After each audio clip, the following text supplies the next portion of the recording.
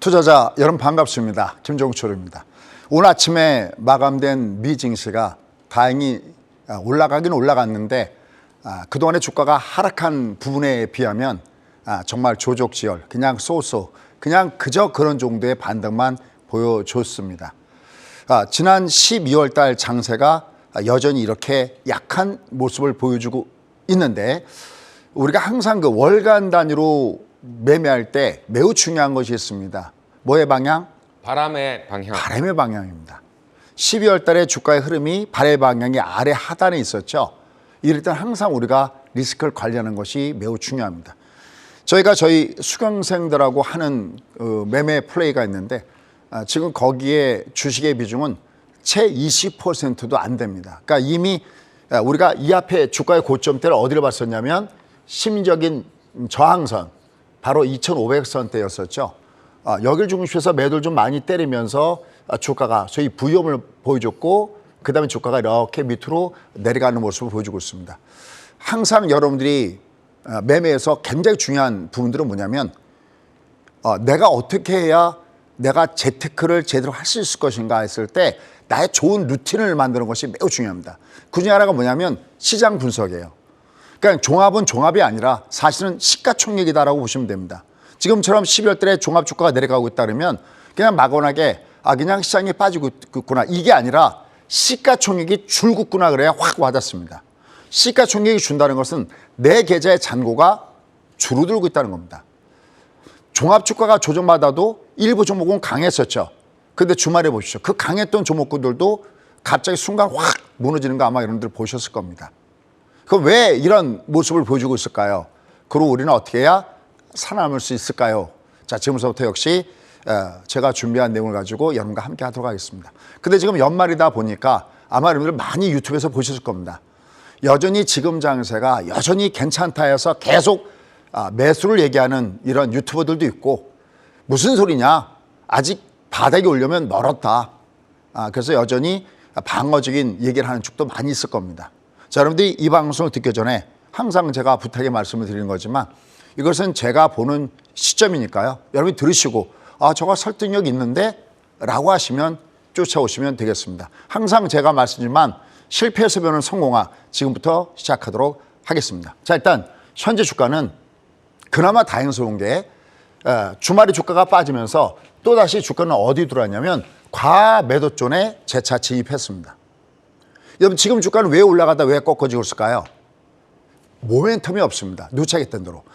여러분 이장이 위로 올라갈 때 2,500선대 근처에 갔을 때 주가 밑에서 올라올 때 여러분들 아시다시피 지난 이 앞에 11월 달에 주가가 위로 올라올 때 미리 여러분께는 여러분 이장은 생각보다 많이 갈 겁니다 라는 말씀을 참 많이 드렸어요. 우리가 매수를 권했던 구간이 두 군데가 있었죠. 지난 바로 6월 달에 2,332포인트 여기 녹색 존이었죠.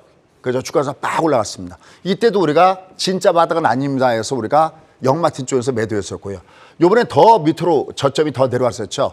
월말 기준으로 2,155 여기서도 매수하면서 여기는 불욕존입니다. 그리고 많이 갑니다. 근데 여러분들 미안합니다. 아직 이 장은 바닥이 확인된 게 아니기 때문에 소위 닥터들과 괴를 같이 하는 것은 뭐냐면 이 장은 상승 추세가 아니기 때문에 일단 위에서는 또 빠져내려가야 됩니다 해서 2,500에서 매도를 때려놨습니다. 그럼 이제 지금 주가가 또 밑으로 또 내려오고 있습니다. 그럼 우리는 여기서 무엇을 준비할 것인가요? 이겁니다. 여러분들 바닥은 그냥 마구잡이 찍는 게 아니라는 얘기를 참 많이 합니다. 바닥은 내가 확인하는 겁니다. 내가 예측과 대응의 전략으로 확인해야 됩니다. 여러분들 죄송한 얘기지만 올해 2022년도 여러분들 어떠셨나요?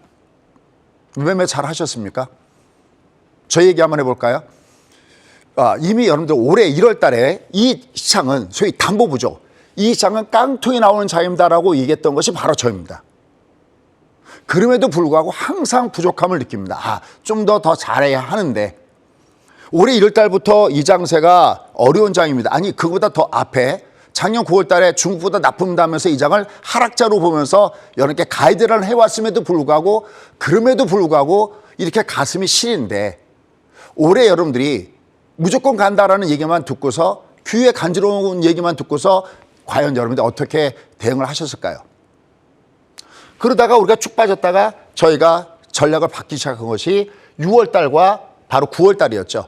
여러분 얘가 아직 추세가 돈 건 아닌데 주가가 움직일 때 지그지그 파도는 움직이는데 이제는 제법 많이 가기 때문에 이 장은 소위 닥터둠 얘기대로 추세가 돈 건 아니지만 제법 많이 올라가기 때문에 여기서는 수익률 게임을 하셔야 된다는 말씀을 드렸어요. 그런데 올해 여러분 지나간 한 해를 보면서 저는 이거 하나를 꼭 느끼셨으면 좋겠습니다. 만약에 여러분들이 내년에도 올해처럼 막연하게 전망만 갖고 이 장을 보신다 그러면은 여러분들은 과연 어떤 매매가 여러분 앞에 놓여져 있는지 한 번 정도는 돌이켜 보셔야 됩니다. 아직도 여러분들은 점을 찍으러 다니십니까? 무조건 간다? 무조건 안 간다. 지금 안 사면 큰일 난다. 그게 1년 동안 이 장을 긍정적으로 얘기했던 사람들의 내용이었습니다. 내년의 전망이 제가 지난번에 얘기했죠. 오히려 외국계 증권사는 긍정적인데 국내 증권사는 부정적이다는 말씀을 드렸어요. 왜냐하면 워낙 많이 틀어놓으니까 워낙 많이 욕을 먹다 보니까 결국 그렇게 된 부분들이 있습니다. 외국계 증권사는 그러면 안 그렇습니까? 여러분들 미국 월가의 내용들을 보면 올해처럼 미국 시장을 틀린 적이 없다고 하잖아요. 그래서 제가 항상 얘기합니다. 그럼 뭐 제가 예측하면 무조건 맞고 그럴까요? 그것도 아니죠. 어떤 걸 말씀드리냐면 전망은 전망이라는 겁니다. 전망을 듣고 내가 참조해서 알아놓되 가장 중요한 것은 보고 내는 가위바위보. 즉 전망 다음에 시장이 어떻게 됐을 때 시장이 돌아가는지 이 신호를 알아야 내가 내년의 장세에서 벌 수 있습니다. 제가 지금부터 설명을 할 텐데 제가 준비한 내용에 비해서는 설명할 수 있는 시간이 한계가 있기 때문에 나머지는 2부에서 말씀드리도록 하겠습니다. 일단 먼저 큰 빅픽처 흐름부터 말씀드리면 이 장은 지금 또다시 2331을 깨고 다시 밑창으로 내려와져 있습니다. 2300이 어떻게 되느냐? 뭐 당연히 내년은 깨지겠죠. 왜냐하면 배당락 지수가 있기 때문에 내년은 분명히 주가는 더 밑창으로 내려갈 겁니다. 과연 그럴 때 여러분들은 어떻게 준비하실래요? 그때 머릿속에 가장 기준을 좀 알아놓으셔야 됩니다. 이 장이 제법 많이 간다고 얘기하면서도 이 장이 아직까지는 진정한 바닥이 아니다 했을 때는 항상 제가 어떤 얘기를 하냐면 모멘텀 얘기를 합니다. 이 장은 모멘텀이 없어요. 무조건 지금도 간다고 밀어대는 사람들은 제가 제일 답답한 게 모멘텀이 없는 장에서 자꾸만 무조건 여기서 무조건 사심 먹는다고 얘기했을 때는 투자자들이 어떻게 성공을 거두냐는 얘기입니다. 모멘텀이라는 게 뭔데? 딱 두 가지밖에 없습니다. 첫 번째, 지금의 금리가 무슨 금리 있거나 저금리 있거나 아니 뭐가 돌아서거나 경기가 돌아서거나 이거 너무나 잘 아는 거 아닙니까? 우리가 보통 매매 기본 ABC거든요. 우리가 2020년대 장이 코로나19 터졌는데 왜 이렇게 강하게 갔을까요? 경기가 좋아서 갔을까요? 아니죠. 금리가 무슨 금리였습니까? 초저금리, 제로금리에다가 양적 완화에다가 회사채 매입에다가 이렇게 돈빨로 올라가는 장세가 되든지 아니면 여러분 아시다시피 2015년 12월 처음으로 제니 옐런이 금리를 올리고 2016년도에 12월 달에 역시 금리 올리고 2017년도에 무려 금리를 3번 올리고 2018년도에 금리를 4번 올렸음에도 불구하고 미국장은 어김없이 상승장을 보였습니다. 왜 그랬을까요? 그렇습니다. 바로 트럼프 대통령 시절에 감세 정책에 의해서 기업의 실적이 좋아질 거다. 쉽게 하면 경기빨로 올라간 거거든요. 즉 주가 올라갈 때 돈빨이 있거나 경기빨이 있어야 되는데 이자기 올라갈 때 금리가 지금 초저금리에 있나요? 아니잖아요. 아직도 금리 올려야 되잖아요. 그럼 경기가 좋습니까? 아니잖아요. 근데도 무조건 밀어붙이는 데를 들고 들어갔을 때 다들 물리는 거잖아요. 그러면 김 소장, 그러면 당신은 여기 2331은 이 지수와 여기 2155라는 이 지수는 왜 그럼 많이 간다고 얘기했느냐는 겁니다. 그러니까 그것이 없이 맹목적으로 매매하다 보면 아무것도 안 된다는 겁니다. 이 장은 요번에 제가 내려왔을 때 이 장은 역시 또다시 과매 조절에 와 있어요. 즉 어떤 얘기냐면 시장은 모멘텀은 분명히 금리의 모멘텀이 있든지 아니면 두 번째는 경제 모멘텀이 있어야 돼. 이거 어려운 것도 아니거든요. 근데 마지막 하나가 더 있다고 그랬습니다. 그 마지막 하나. 그게 뭡니까? 마지막 그 하나가 뭐냐면 아무리 돈에 대한 사정이 안 좋고 아무리 경기에 대한 사정이 안 좋더라도 이것에 의해서 주가가 이미 다 선 반영돼서 빠질 만큼 빠지면 뜨는 마지막 하나가 있습니다. 여러분 연준에서도 지난번에 기억나시죠? 트러스가 악재를 터뜨렸을 때 감세 정책에 대한 악재를 터뜨렸을 때 올해 악재가 호재다라는 말씀을 드렸었어요. 왜? 중앙은행 원래 금융 정책을 결정할 때는 인플레 타겟팅과 인플레이션 타겟팅, 고용과 물가를 중심으로 하는데 이것만 갖고 하는 것이 아니라 마지막 하나가 있다. 그게 바로 이머전시였고 이머전시 상황이 발생되니까 영란은행이 금리를 올리면서도 양적 완화를 하지 않느냐. 그게 바로 제1년에 바이백으로 갔던 거고 이 시장이 바닥에서 올라오게 됐을 때 가장 큰 배경은 바로 그거였죠. 여기도 바로 제3의 변수가 있다는 겁니다. 그 제3의 변수가 뭘까요? 그렇습니다. 바로 과매도존이 바로 그겁니다. 이걸 구별 못하면 계속 걸려드는 겁니다. 또 이걸 구별 못하면 이런 얘기죠. 계속 얘가 올라가다가 실패하고 올라가다 실패하고 올라가다 실패. 그러면 의뢰 주가 올라갈 때 이거 올라가다 실패하겠지라고 또 포기하거든요. 아니거든요. 그때 시장이 올라갈 때 모멘텀이 이 둘 중에 한 가지 모멘텀에 어디에 해당하는가를 보고 그 모멘텀에 해당하면 그때는 그것은 진짜 찐 바닥은 그때 오는 거거든요. 차트로 잡아내는 것도 아니고 그냥 뭐 PR, PBR로 잡아내는 것도 아니고 바로 그런 부분들을 봐야 되거든요. 주가를 움직이는 그 심을 알아야 된다는 겁니다. 그래서 일단 첫째, 그래도 다행스러운 것이 있다. 경기도 아니고 금리도 아닌데 지금 어디에 또 들어오고 있느냐? 과매도죄로 들어오고 있다. 이걸 좀 설명을 드려야 되겠고요. 두 번째는 이러한 장세 속에서 여러분들 금요일 날 장이 내려 꽂았죠. 아마 그 급락의 이유 여러분들 지금 머릿속에 떠오를 겁니다. 근데 그게 진짜 급락의 이유일까요? 여러분이 떠오르는 그 생각은 제가 잠시 후에 짚어드리겠습니다. 그거 말고 진짜 중요한 이유는 없느냐라는 거죠. 그 다음에 중요한 거 2023년도에 도대체 내가 바닥은 어떤 식으로 잡아야 될 것인가라는 부분들을 여러분과 함께 하도록 하겠습니다. 자, 첫 번째 들어가죠. 자, 첫 번째 주가가 왜 이렇게 주말장에 왜 이렇게 급락을 줬을까라는 겁니다. 아마 첫 번째 여러분이 떠오르는 것이 바로 어떤 부분이냐. 바로 이 부분일 겁니다. 금투세는 2년 동안 유예가 됐죠. 그러니까 숨을 돌렸습니다. 근데 이거는 이미 노출됐던 재료 내용이었습니다. 그런데 시장이 기대하고 있었던 것이 있었죠. 그게 뭐냐면 주식 양도세, 요게 대한 기대감이 있었습니다. 시장에서는 보통 아무리 안 되더라도 한 20억. 그죠? 그 다음에 좀 더 시장이 바란다면 한 30억 정도가 기준에 대해서 상대적으로 좀 풀어줄 것이 아니냐라는 이런 기대감이 있었습니다. 왜냐하면 제가 예전에 그런 얘기 했어요.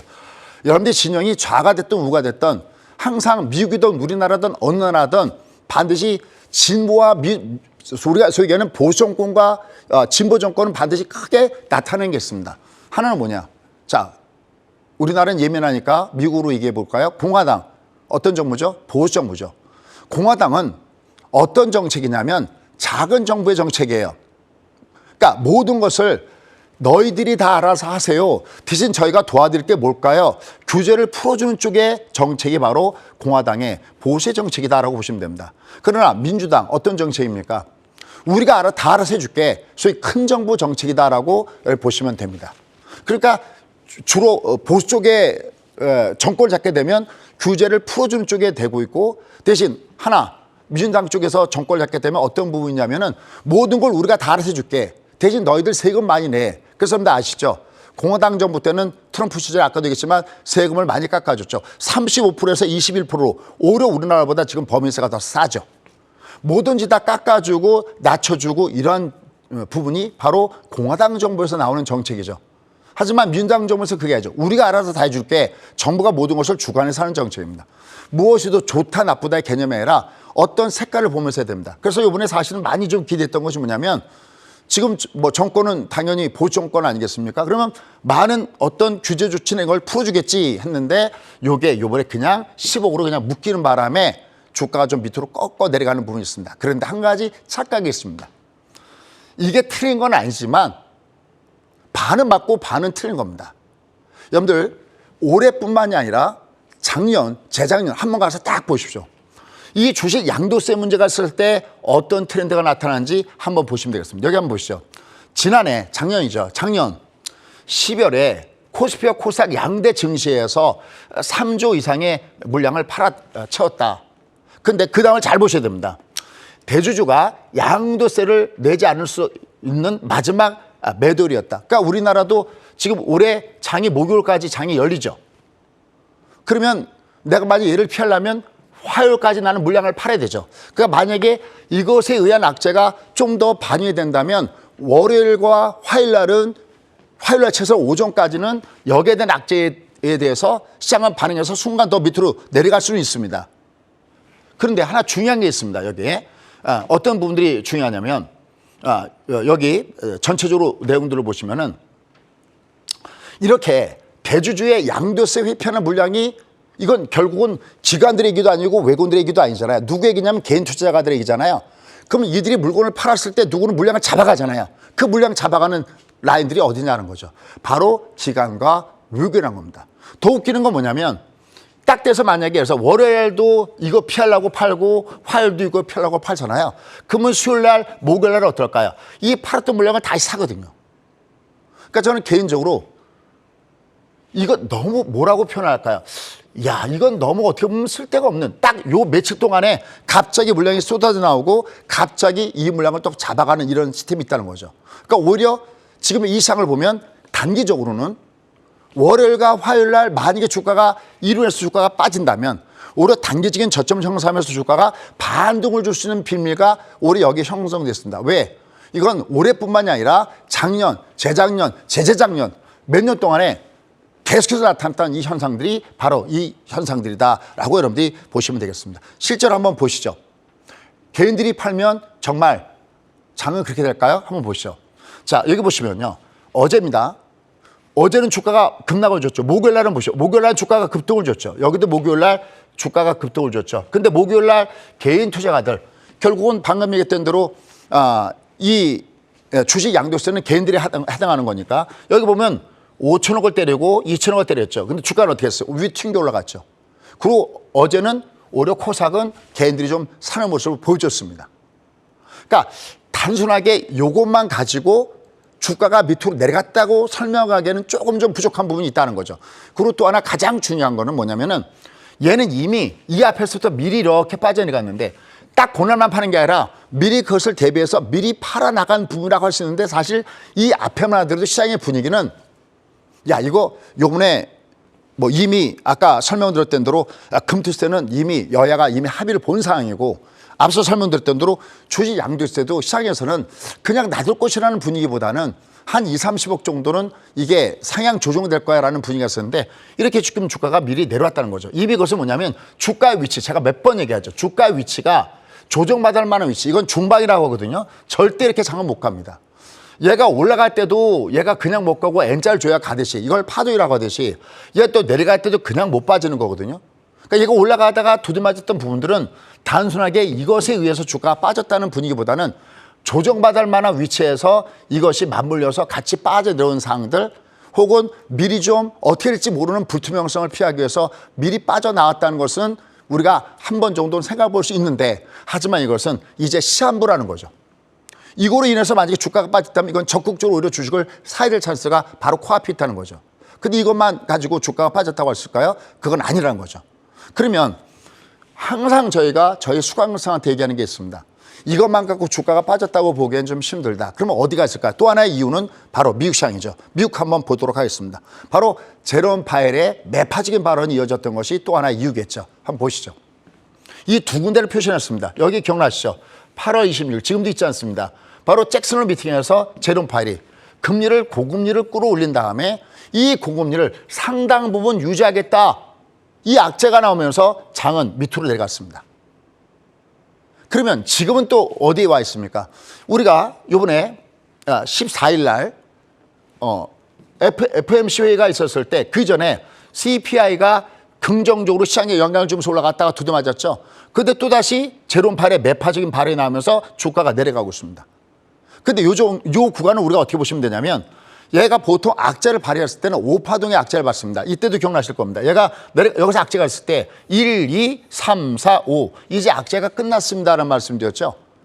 그럼 얘도 지금 보면 이 악재도 보세요. 1, 2, 지금 3이거든요.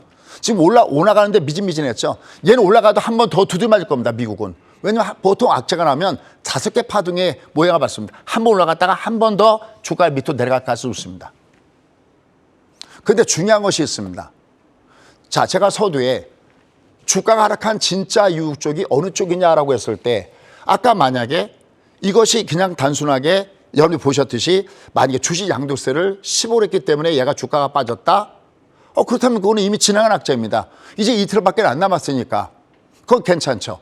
그 다음에 그러면 제롬 파웰의 이러한 포션으로 과연 미국은 내년에도 금융정책을 계속 긴축으로 끌고 갈 것인가? 이 부분이 굉장히 중요한 부분이잖아요. 그런데 한번 보십시오. 지금 명분이 어떻게 되냐면 한번 보시죠. 얘가 지금 보시면 지난번에 우리가 인플레이션이 정점에 다다랐을 때 이미 CPI가 이렇게 꺾어져 내려가고 있다는 말씀 드렸어요. 이게 7.1 들어왔지 않습니까? 근데 오늘 아침에 발표된 미국의 PCE 이 내용을 한번 감아보시죠. 여기 보시면은 여기에 PCE가 지금 5.5인데 어때요? 점점 내려가고 있죠. 이 앞에만 하더라도 6.1인데 지금 5.5. 또 그다음에 근원 CPI도 지난번에 5.0인데 지금 4.7. 물론 예상치 4.6보다는 약간 올랐지만 이 두 가지 종합해 보면 결국은 인플레이션은 어느 정도 정점론에 있다는 것은 우리가 자명한 사실이라는 겁니다. 근데 지금 이들은 이 물가 쪽, 이쪽 말고 하나 뭐가 문제가 된다 그랬죠? 고용. 고용은 누차겠지만 쉽게 나빠지는 부분들은 아니다라는 말씀 드렸어요. 연준이 원하는 정도로 확 꺾어줘야 되는데 그렇지 않은 가장 큰 이유가 있다고 그랬죠. 지난번에 이 그래프를 보여드렸습니다. 여기 한번 보시죠. 여기 한번 보시면은 시간당 임금 상승률은 여전히 위로 올라가고 있고 그다음에 가장 중요한 것이 있습니다. 그것이 뭐냐면은 미국 사람들이 일터에 나와서 일을 하려고 해야 되는데 일을 하려고 하질 않아요. 얘가 이렇게 내려오고 있습니다. 그러면 여러분들도 느끼시겠지만 제롬 파웰 연준은 주가가 올라가는 거를 별로 탐탁하게 생각하지 않죠. 왜냐하면 이 물가가 그들이 원하는 대로 2%대로 확 꺾이려고 그러면은 주식이 올라가서는 이게 제대로 그 효과가 나타나지 않는다고 보고 있는 겁니다. 지금 미국인들이 이 일터를 떠나고 돌아오지 않는 가장 큰 이유들 지난번에 제가 세 가지인데 오늘 다른 접근해 보도록 하겠습니다. 첫 번째는 코로나19가 터지면서 사람이 죽어나가고 아마 미국의 가족들이 있는 분들은 마스크를 보낼 때 마스크를 전부 다 체크해서 보내는 거 아마 아셨을 겁니다. 코에다가 면봉을 쑤셔 넣어서 실험을 해야 되는데 그 면봉바가지 없었던 것이 바로 미식장입니다. 그러니까 이 사람들의 생각은 야 내가 구태여 이렇게 위험을 무릅쓰고 내가 직장을 나가야 될까?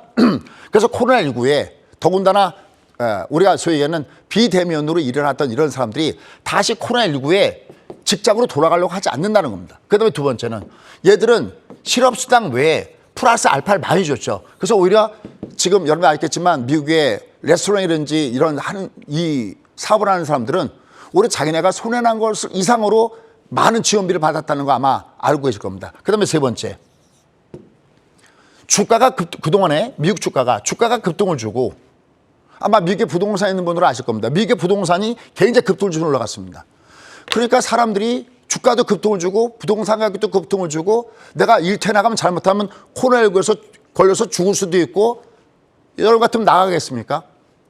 그 사람들이 나가고 있지 않다는 거예요. 그러니까 이 지금 여기 보면 이 경제활동에 참여하는 사람들이 이게 줄어들고 있고 그러니까 실업률이 웬만해서는 나빠지지 않는다는 거죠. 이게 내가 구직 활동을 하는 사람들 중에서 취직이 안 돼야 그게 데이터로 잡히는데 그렇지 않으니까 얘가 웬만해서는 고용이 나빠지지 않는다는 겁니다. 결국 그러니까 그중에 하나로서 계속해서 제롬 파웰은 시장 이 소위 자산 가치가 올라가는 것에 대해서 패드위원들은 별로 얘를 탐탁하게 생각하지 않는다라고 보시면 되겠습니다. 자, 그러면 이러한 가운데서 나머지 데이터도 조금 아까 얘기했던 대로 한번 보시죠. 지금 미국의 3분기 GDP 성장률이 나왔는데 얼마가 나왔습니까? 3.2가 나왔죠. 애당초 잠정치는 얼마가 나왔었냐면 2.9가 나왔는데 미국의 경제 성장률은 여전히 견조합니다. 그다음에 여기 보시면 실업수당 청구 건수를 보시면 이것도 전망보다도 더 작은 사람들이 실업수당을 청구하고 있습니다. 그러니까 웬만해서는 지금 미국은 우리가 소위 얘기하는 금융 긴축이 금융 완화 쪽으로 가야 되는데 인플레는 상대적으로 잡히고 이제는 꼭지쳤다라는 인식이 강한데도 노동은 결코 쉽게 꺾어지지 않는 것이 바로 시장의 바라본 시각인 거죠. 그러니까 주가는 내려가고 있다라고 보시면 되겠습니다. 근데 자, 이제 지금부터가 매우 중요한 부분입니다. 그러면 진짜 미국은 여전히 내년에도 모든 것이 다 괜찮을 거일 때 일단 그렇지 않다라고 생각하고 있습니다. 그 부분이 어떻게 되느냐 한번 보시죠. 이게 제롬 파웰은 여전히 매파적인 발언을 쏟아내고 있고 그다음에 야 여전히 미국은 긴축으로 갈 거야. 그다음에 실제적으로 점도표에서 4.6에서 5.1로 올라갔습니다. 그럼 굉장히 부담스러운 부분들이 있는데 시장에 전체적인 나와 있는 선물시장에서 전망하는 내년 말에 미국의 금리 기준을 보면 제일 확률 높은 부분들을 쭉 가서 보면은 그게 아니다는 거죠. 어떤 말씀 드리고 싶으냐? 지금 상당 부분 우리나라 시장이든 미국 시장이든 이 악재성제들이 많이 반영된 상태 속에서 과연 내년도에 지금 제논파를 했던 대로 그렇게 금융시장을 그렇게 끌고 갈 수 있을까 했을 때 시장은 그렇게 반응하고 있지 않다라는 부분들을 보셔야 된다는 겁니다. 실제 데이터를 한번 보시죠. 실제 데이터를 보시면 바로 여기입니다. 2004년부터 2006년까지 무려 17번이나 금리를 올리면서 2년 안에 무려 금리를 4% 이상 올렸을 때 미국은 반드시 경기가 부러졌다는 거죠. 근데 이번에는 3월 달부터 금리를 4% 이상이나 금리를 올렸던 이 미국의 경기가 안 부러질래야 안 부러질 수가 없는 거죠. 어떤 말씀 드리고 싶으냐. 계속 강조해서 이렇게 말씀드리지만 이제 미국 시장의 화두는 우리의 화두도 지금 아직까지는 금리에 목매여 있고 이것 때문에 빠지고 있고 긴축이 안 되기 때문에 빠지고 있다 하지만 내년 모든 화두는 어느 쪽으로 가느냐. 경기 침체로 간다는 겁니다. 근데 여기서 중요한 게 있습니다. 그러면 경기 침체가 오면은 주가가 뜹니까? 그 얘기를 하는 게 아닙니다. 경기 침체가 온다고 확실하게 됐을 때는 금융정책이 완화로 돌아서고 심지어는 생각했던 것보다 금리 인상을 금리 인하를 빠르게 가져갔을 때 주가는 역으로 영마디존으로 강하게 되돌아가는 이런 장세가 반드시 나온다는 점에서 접근하셔야 됩니다. 우리가 어려워하는 것은 그 다음 장세. 그러니까 얘가 올라는 가는데 여전히 올라는 가는데 아직 강력한 모멘텀이 없기 때문에 올라가다가 두들겨 맞는 그 다음 장세를 걱정해야 되는 것이지 지금 주가가 과매도존에 들어오는 여기다 놓고 내동댕이 쳐서는 안 된다는 겁니다. 그건 이미 우리가 2500선대에서 물량을 좀 줄이십시오. 그래서 음이선 3선, 이동평선, 정고점, 심지어 저항선에서 말씀드렸던 겁니다. 결국 지금의 이 장세의 흐름의 모습을 보면 지금 장은 어디 왔느냐. 자, 지금부터는 저의 결론으로 한번 가져가 보고요. 좀 더 자세한 것은 제가 10시 반에 한번 보도록 하겠습니다. 자, 한번 보시죠. 일단 여전히 2332 아래로 내려와 있습니다. 그때 우리가 어떤 단위로 베팅하시면 결코 당하지 않고 끝내 이기리라가 되느냐. 이 2432 아래 여기가 2155였죠. 월간 단위입니다. 그러니까 얘는 아주 초단기적으로 봤을 때는 지금 주가가 내려가는데 어쨌든 큰 영향은 아니어도 짧은 단기적인 영향에도 만약에 준 것이 아까 여러분 보셨듯이 바로 양도세 부분과 관련된 거라면 이거는 화요일까지 지나간 자료니까 순간 얘는 내려왔다가 순간 급반등할 수 있는 단기 자료를 일단 코앞에 있다. 다만 좀 더 큰 빅픽처의 그림으로 봤을 때 이 장세는 어떻게 될 것이 할 때는 아직까지는 아쉽지만 모멘텀이 없는 장세예요. 그러니까 이 장이 여기서 이렇게 올라갔어도 이거 가짜라고 하고 이것도 이렇게 많이 올라간다고 해도 이것도 가짜라고 하고 아직까지 가짜인 것은 모멘텀이 없는 장세예요. 그러니까 여러분이 유튜브의 내용을 보더라도 내가 뭔가 알고 봐야 된다는 거죠. 얘가 바닥을 2023년도에 찍을 것이다. 저도 거기에 동의합니다. 근데 언제 어떻게 찍는지는 봐야잖아요. 무조건 찍는다? 이건 아니라는 거죠.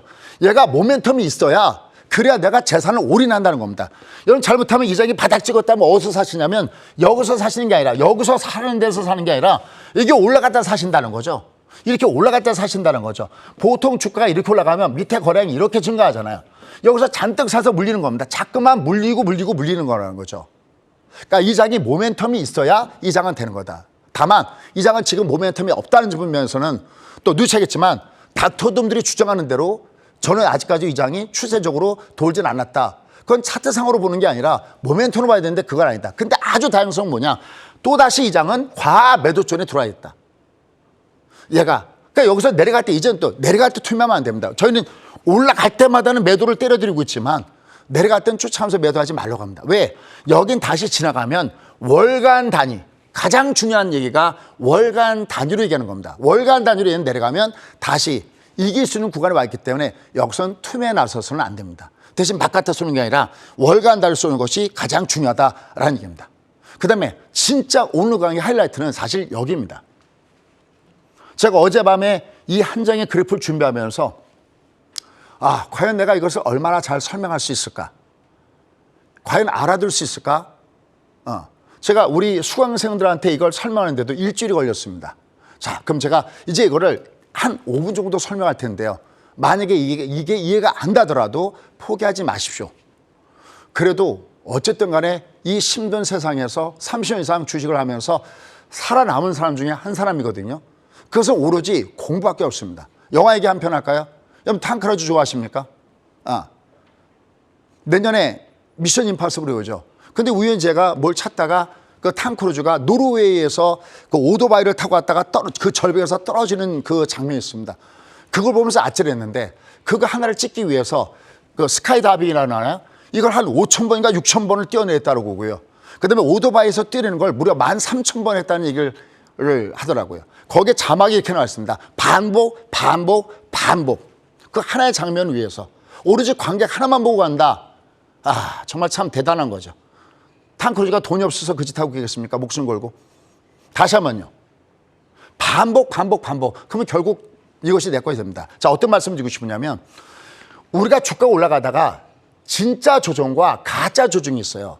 가짜 조정 어떤 개념이냐면 주가가 상승다운 상승을 이렇게 보여주려면, 그러니까 22 기간 조정 주고 얘가 주가가 위로 올라가려면 어떤 상황이 있어야 되냐면 어차피 주가가 올라가다가 이비창으로 조정을 받아야 됩니다. 근데 이비창으로 조정받는데 특징이 있습니다. 어떤 특징이냐면은 보세요. 얘가 5일 평소 올라가다가 꺾이고 가격 조정을 받고 우리가 오가가라고 하잖아요. 이렇게 가격 조정을 받을 때 여기를 안 깹니다. 여기를 안 깨요. 이렇게 여기를 안 깹니다. 여기 저점을 안 깨면 얘보다 더 큰 21평선은 강하게 KTX가 올라가다가 기간 조정을 줘버립니다. 제가 몇 번 얘기하죠. 이게 기간 조정을 준다는 것은 시간만 지나면 무조건 고점 돌파한다는 겁니다. 근데 주가 올라갈 때 세 번의 N자형 파동이 중요합니다. 지금 보시면 여기 보시면 5가 N자형 파동을 줘야 되죠. 1번. 장이 갈 때 2023년도를 미리 가보는 겁니다. 그 다음에 장이 또 한 번 갈 때 20 이렇게 N자를 줍니다. 근데 마지막 N자는 어디냐면 상방 어디냐면 세 번째는 녹색입니다. 녹색이 어떻게 올라가냐면 이렇게 갔을 때 이게 대박장으로 가는 거거든요. 이게 이렇게. 그러니까 얘가 올라가다가 5일선이 기간 조정, 가격 조정을 준다 하더라도 저점 안 깨면 20이 이렇게 올라가듯이 만약 어딘가 20선이 꺾였을 때, 이렇게 꺾였을 때, 이렇게 꺾였을 때, 꺾였을 때 여기 저점 안 깨면 60선은 여기서 이렇게 N자형 조정을 주면서 다시 올라가는 거죠. 이렇게 저점을 안 깨는 거죠. 여기는 깜정색은 5일선에 저점을 안 깨는 거고요. 그래서 얘가 가짜 조정을 받은 거죠. 가짜 조정을 받고 얘가 다시 더 가기 위한 상승을 위한 이런 조정을 주는 거죠. 그러니까 2보 전진을 위한 1보 후퇴를 하는 거거든요. 여기도 얘가 꺾여서 여기를 안 깨니까 20이 저점을 안 깨니까 60이 기간 조정을 줬다가 주가 날아가는, 이게 장이 올라갈 때 올라가는 순서거든요. 그런데 지금 장 한번 잠깐 보시죠. 이 장을 지금 보시면 이 장이 저희가 숨죽이고 봤던 거 뭐냐면 여기도 마찬가지입니다. 이 장이 올라가다가 그럼 이 장이 올라가다가 이제 드디어 장이 봉쪽을 하면 이게 상승 파동을 줘야 되는데, 이게 상승 파동을 주려면 얘가 여기서 이렇게 내려왔을 때 여기를 깨지 말아야 되는데 여기도 여기를 무창만 깨고 내려갔고, 여기도 한번 보시죠. 얘도 보시면 우리가 유심했던 것이 아마 2405, 지난번에 제가 여기서 얘기했을 것 같습니다. 얘가 한번 꺾어지고 올라가다 여기를 꺾고 여기를 안 깨고 얘가 조정받는 건 상관이 없어요. 시간만 좀만 끌어주면 얘는 드디어 모든 악재를 딛고 이게 주가 이렇게 날아가는 패턴이거든요. 근데 얘가 또다시 여기를 깨고 내려갔잖아요. 이렇게요.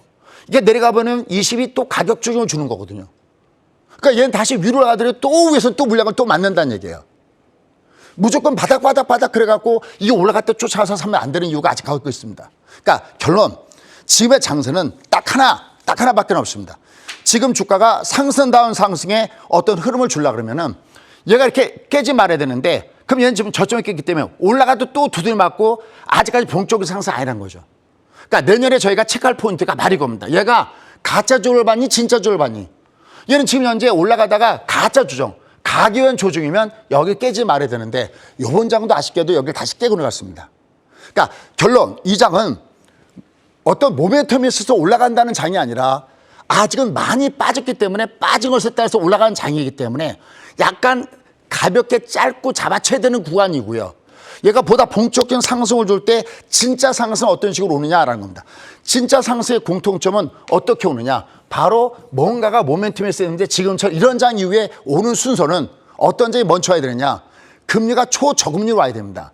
근데 지금 금리는 위로 올린 상태였어서 그렇지 않아도 제롬 파웰이 아직까지 상당 기간 여기다 놓겠다고 하는데 이게 쉽게 내려가지 않는다면 금리는 고금리 놓고 경기는 안 좋은 상태 속에서 주가는 과매도된 상태에서 뜨긴 뜨는데 과매도가 해소된 상태 속에서 치고 올라가는 모멘텀이 없을 때는 올라가는 지수는 아직까지는 한계성이 있다라고 해야 됩니다.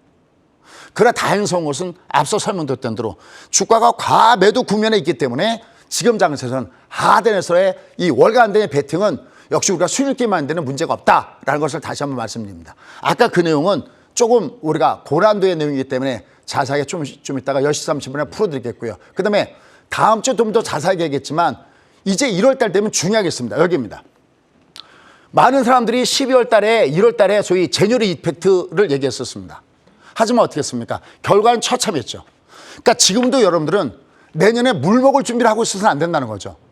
내가 눈 감고 야 장이 올라갈 거야 내려갈 거야 해서 갖다가 집어던지니까 무조건 사는 게 아니라 내가 보고서 이 장이 가는 장인지 안 가는지를 파악하는 노하우가 필요하다는 거죠. 그런데 1월 달 보십시오. 여러분들 금요일 날에 강한 종목은 아침 시가보다 오늘 양목으로 올라가는 종목이 일봉에서 올라가는 종목이 얘가 주도주고요. 지금 12월 달에 강했던 종목은 월초 대비 위로 올라간 종목이 강한 주도주입니다. 그러니까 어떤 시작점보다 위로 올라갈 때가 강한 장이라는 거죠. 여러분들 올해 한번 보십시오. 1월 달에 만약에 이건 얼마든지 누구나가 틀릴 수 있습니다. 얘가 작년 12월 달에 올해 장이 강할 거야. 이거 예측이 특할 수 있습니다. 근데 예측만 하지 말라는 거죠. 예측만 하지 말고 야 강할 수 있어. 근데 뚜껑을 딱 열고 보니까 발해 방향이 밑땅으로 내려가네. 올해 얘가 1월 달에 장사 아닙니까? 이게 발해 방향이거든요. 이게 발해 방향이 밑으로 내려가네. 근데 1월 달에 주가는 1월 달에 시작점이면서도 2022년도에 시작점 아닙니까? 얘가 이따시로 빠져버리면 얘가 내가 긍정적으로 봤어도 이 장은 안 좋고 해서 전략을 수정을 해야 되는데 오로지 유튜브든 뭐든 가만히 보면 제가 진짜 개인적으로 개인 투자가들한테 드리고 싶은 말씀은 뭐냐면 전망만 있고 대응이 없다는 거예요. 그리고 여러분들도 대응을 하려고 하지 않습니다. 자기한테 간지러운 얘기를 딱 하면 댓글 이렇게 달립니다. 고맙습니다. 제가 멘탈이 흔들리는데 즐거운 얘기 들어서 감사합니다. 이렇게 쓰고요. 나쁜 얘기가 들어가면 거기다 각종 악성 댓글을 아마 달고 있을 겁니다. 그러면 안 된다는 거죠. 내 재산을 내가 지켜야 된다는 거죠. 전망만 하지 말고 제가 이런 얘기 하죠. 투자자들이 올해 장에서 만약에 크게 당한 이유는 첫 번째는 그러니까 추세가 하락 추세인데 추세와 파동을 구별하지 못한 겁니다. 상승장일 때도 추세는 상승 추세고 파동에서 당해서 못 먹듯이 얘는 수없이 반동을 줬어도 추세가 하락 추세인데 파동과 추세를 구별하지 못한 것이 첫 번째 이유요. 두 번째는 전망은 있으되 여러분들 사전에 대응이라는 것은 없습니다. 왜? 전망은 공부 안 해도 되거든요. 전문가라는 사람들이 찍어주는 전망을 자기가 듣고서 자기가 마음에 드는 걸 골라잡게 하고 있거든요. 혹시 여러분들이 지금도 내년 장세를 준비할 때 전망만 있고 대응 전략이 없다면 글쎄요. 과연 내년에 여러분들 웃을 수 있을까요? 대응과 전망의 전략을 같이 가보시기 바랍니다. 결론. 올해 1월 달에 주가 흐름이 이렇게 월초 아랫단으로 흘러가는지 아니 윗단으로 흘러가는지 그 전망은 틀릴 수 있지만 대응의 전략은 틀리지 말아야 된다라고 보는 쪽입니다. 결론적으로 지금의 장세는 단기 물량 고객증이 바로 코앞에 있습니다. 아까 설명드렸던 대로 주택 주식 양도세와 관련해서 단기 물량 공백주는 바로 코앞에 있습니다. 다만 얘가 내려갔다가 뜰 때 아주 다행스러운 것은 또다시 물량 공백주가 있다는 점에서 얘는 과매도 구매이기 때문에 월간 단위로 여전히 끝내 이 길이라고 권해에 들었다는 것은 정말 다행스럽습니다. 근데 올라갈 때 모멘텀이냐 할 때는 아직은 모멘텀이 없기 때문에 그 모멘텀은 2023년도에 같이 찾아보도록 하겠고요. 아까 진짜 주종과 가짜 주종은 좀 더 깊숙한 노력이 필요하기 때문에 10시 반에 다시 한번 뵙도록 하겠습니다.